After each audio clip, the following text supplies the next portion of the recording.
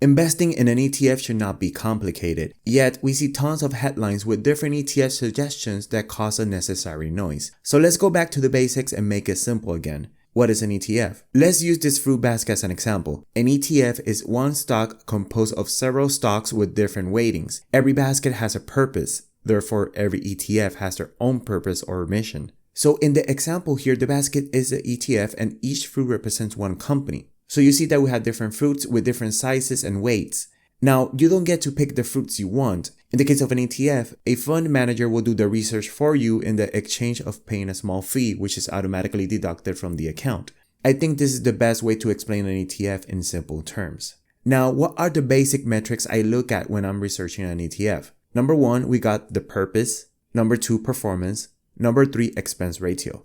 Worth mentioning that this is just the basic metrics when researching an ETF. If you want to dive into a specific complex information regarding any ETF, you should check out their prospectus.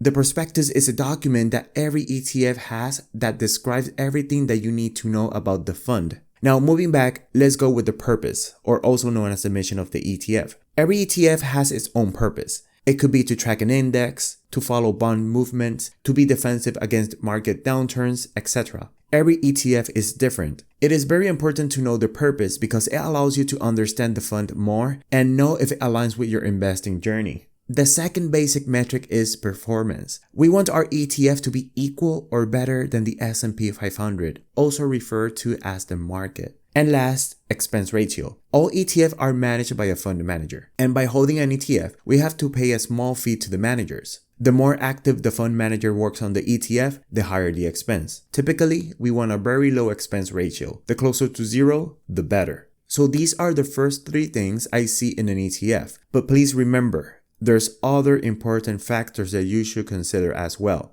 So take this with a grain of salt and read the prospectus.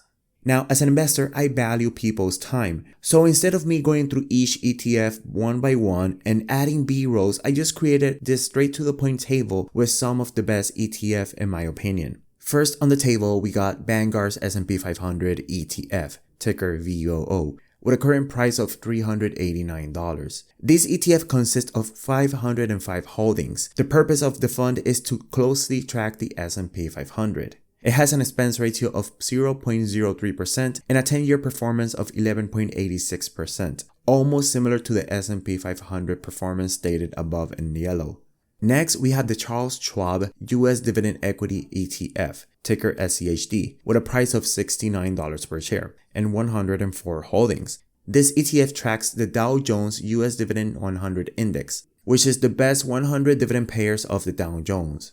Expense ratio is sitting at 0.06% with a performance of 11.13%. Third spot, we have Charles Schwab U.S. Large Cap Growth ETF, SCHD. Price $73 per share and 254 holdings. This ETF tracks the Dow Jones Large Cap Growth Total Stock Market Index, and it has an expense ratio of 0.04% and a 10-year performance of 14.49%. Number 4, we have Vanguard Total Stock Market ETF, ticker VTI. Price of $209 and 3,824 holdings. This ETF tracks all the public listed companies in the United States. Expense ratio is 0.03% and a performance of 11.22%. And last, we have Vanguard Total World Stock ETF, ticker VT, with a price of $91 and 9,705 holdings. This fund tracks every publicly listed company in the world. Expense ratio is 0.07% with a 7.69% performance. So there you have 5 good ETFs that you can look for. Now let's digest the information. Starting with the names Vanguard and Charles Schwab. These two are recognizable, trusted, and reputable brands when it comes to money management, investing, and wealth creation. Next, we have the ticker. This is the name of the fund in the brokerage account.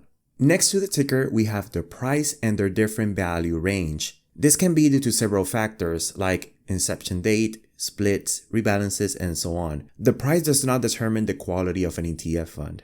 After the price, we have the number of holdings. And I would like to add the purpose as well to the mix. From tracking the S&P 500 to tracking the world, these ETFs are extremely diversified on their own, and you can see that in their holdings. The smallest, SCHD, has 104 holdings. Imagine holding that amount in individual stocks in your account.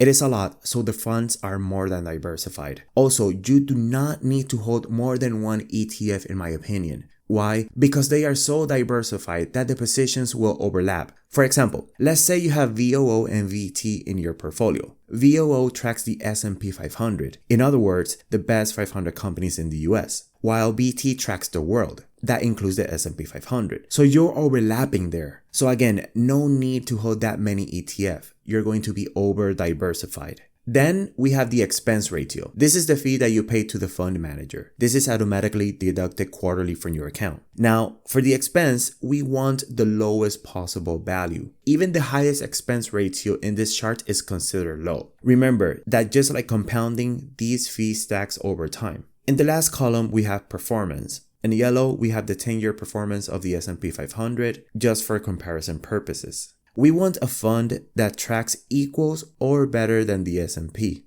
When you outperform the S&P 500, it means you are beating the market. So again, these are 5 funds that you use as a starting point for your investing journey: diversified, long-term growth, and relatively safe. So that will be it for this video. Please subscribe. Thanks for watching, and I'll see you in the next one.